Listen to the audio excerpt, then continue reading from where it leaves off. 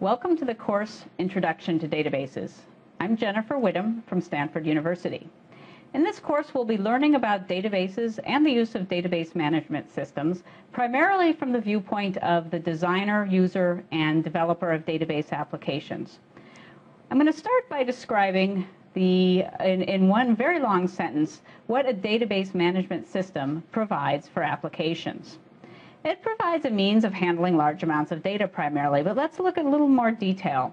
What it provides in a long sentence is efficient, reliable, convenient, and safe multi-user storage of and access to massive amounts of persistent data. So I'm going to go into each one of those adjectives in a little bit more detail in a moment. But I did want to mention that database systems are extremely prevalent in the world today.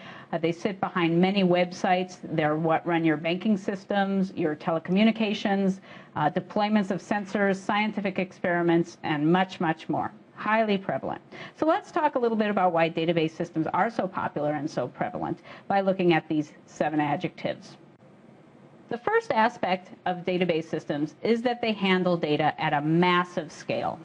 So if you think about the amount of data that's being produced today, database systems are handling terabytes of data, sometimes even terabytes of data every day. And one of the critical aspects is that the data that's handled by database management systems is much larger than can fit in the memory of a typical computing system. So memories are indeed growing very, very fast, but the amount of data in the world and data to be handled by database systems is growing much faster. So database systems are designed to handle data that's residing outside of memory. Secondly, the data that's handled by database management systems is typically persistent. And what I mean by that is that the data in the database outlives the programs that execute on that data. So if you run a typical computer program, the program will start, the variables will be created, there will be data that's operated on the program will finish, and the data will go away. It's sort of the other way with databases. The data is what sits there, and then the program will start up, will operate on the data, the program will stop, and the data will still be there. Very often, actually, multiple programs will be operating on the same data. Next, safety. So database systems, since they run critical applications such as telecommunications and banking systems, have to have guarantees that the data managed by the system will stay in a consistent state. It won't be lost or overwritten when there are failures. And there can be hardware failures, there can be software failures, even simple power outages. You don't want your bank balance to change because the power went out at your bank branch. And of course, there are the problem of malicious users that may try to corrupt data. So database systems have a number of built-in mechanisms that ensure that the data remains consistent regardless of what happens. Next, multi-user. So I mentioned that multiple programs may operate on the same database, and even with one program operating on a database, that program may allow many different users or applications to access the data concurrently. So when you have multiple applications working on the same data, the system has to have some mechanisms, again, to ensure that the data stays consistent, that you don't have, for example, half of a data item overwritten by one person and the other half overwritten by another. So there's mechanisms in database systems called concurrency control. And the idea there is that we control the way multiple users access the database. Now, we don't control it by only having one user have exclusive access to the database, or the performance would slow down considerably. So the control actually occurs at the level of the data items in the database. So many users might be operating on the same database, but be operating on different individual data items. It's a little bit similar to, say, file system concurrency or even variable concurrency in programs, except it's more centered around the data itself. The next adjective is convenience, and convenience is actually one of the critical features of database systems. They really are designed to make it easy to work with large amounts of data and to do very powerful and interesting processing on that data. So there's a couple of levels at which that happens. There's a notion in databases called physical data independence. And it's kind of a mouthful, but what that's saying is that the way the data is actually stored and laid out in disk on disk is independent of the way the programs think about the structure of the data. So you could have a program that operates on a database, and underneath there could be a complete change in the way the data is stored, yet the program itself would not have to be changed. So the operations on the data are independent from the way the data is laid out. And somewhat related to that is the notion of high-level query languages. So the databases are usually queried by languages that are relatively compact and describe really at a very high level what information you want from the database. Specifically, they obey a notion that's called declarative.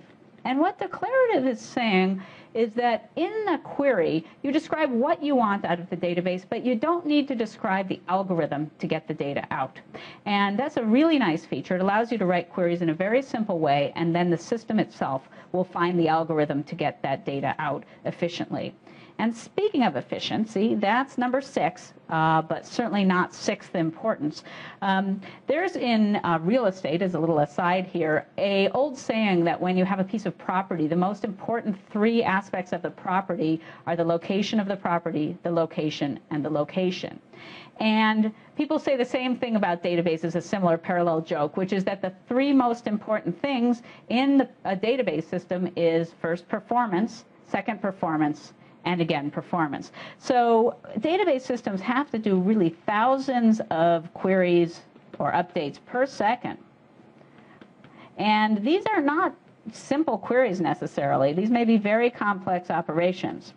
So constructing a database system that can execute queries, complex queries at that rate over gigantic amounts of data, terabytes of data, is no simple task, and that is one of the major features also provided by a database management system.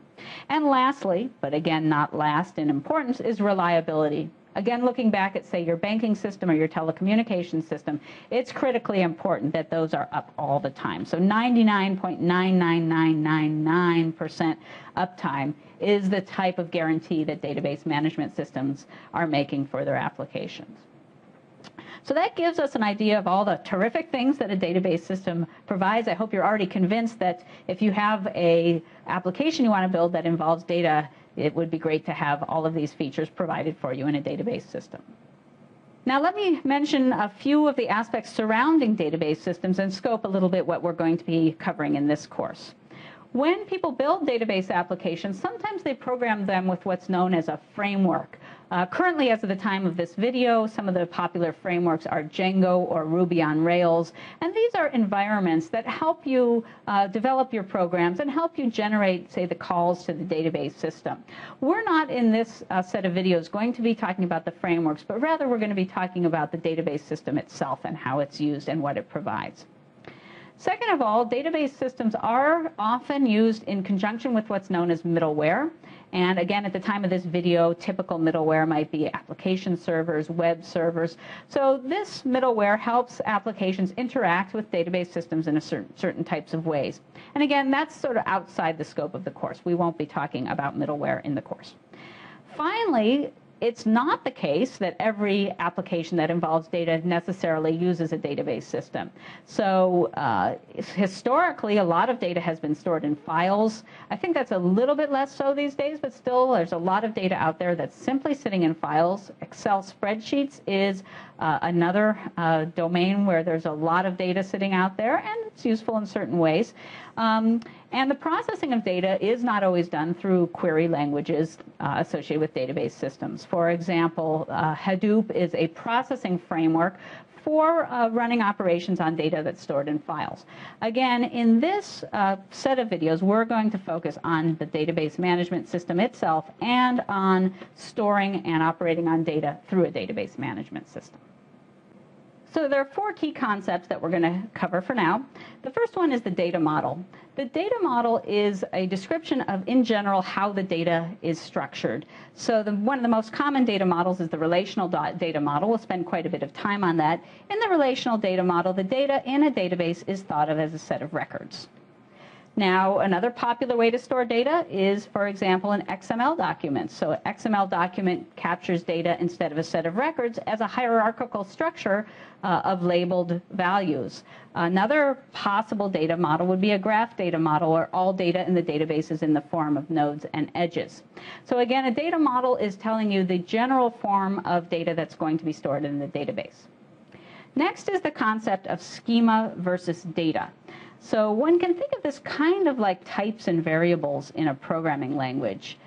The schema sets up the structure of the database. Maybe I'm going to have information about students with IDs and GPAs, or about colleges. And it's just going to tell me the structure of the database, where the data is the actual data stored within the schema. So again, in a program, you set up types, and then you have variables of those types. We'll set up a schema, and then we'll have a whole bunch of data that adheres to that schema. Typically, the schema is set up at the beginning and doesn't change very much, where the data changes rapidly. Now, to set up the schema, one normally uses what's known as a data definition language. Sometimes people use higher-level design tools that help them think about the design, and then from there go to the data definition language. But it's used in general to set up the schema or structure for a particular database.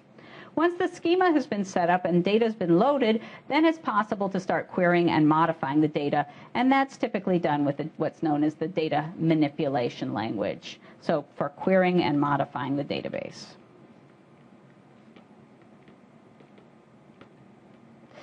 Okay, so those are some key concepts. Certainly we're going to get into much more detail in later videos about each of these concepts. Now let's talk about the people that are involved in a database system. So the first person we'll mention is the person who implements the database system itself, the database implementer.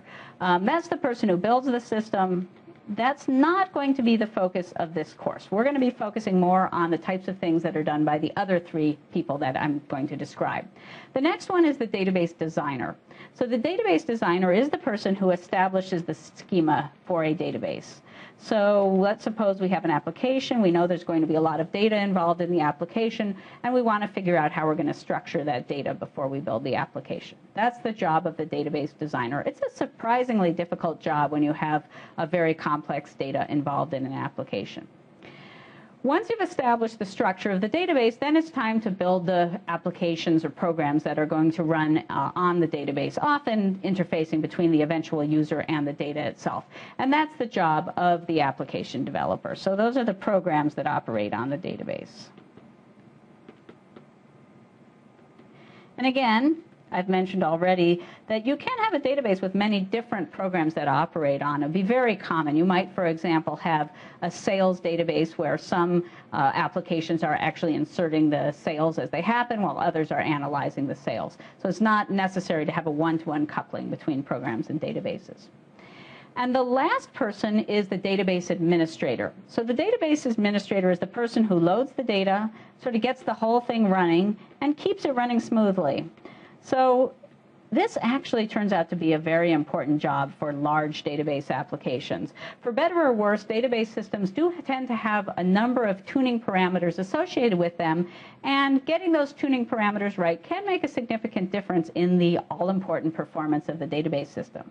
So database administrators are actually highly valued, very important, highly paid as a matter of fact, and are for large deployments an important person in the entire process. So those are the people that are involved. Again, in this class, we'll be focusing mostly on designing, developing applications, a little bit on administration, but in general, thinking about databases and the use of database management systems from the perspective of the application builder and user. To conclude, we're going to be learning about databases, and whether you know it or not, you're already using a database every day. In fact, more likely than not, you're using a database every hour.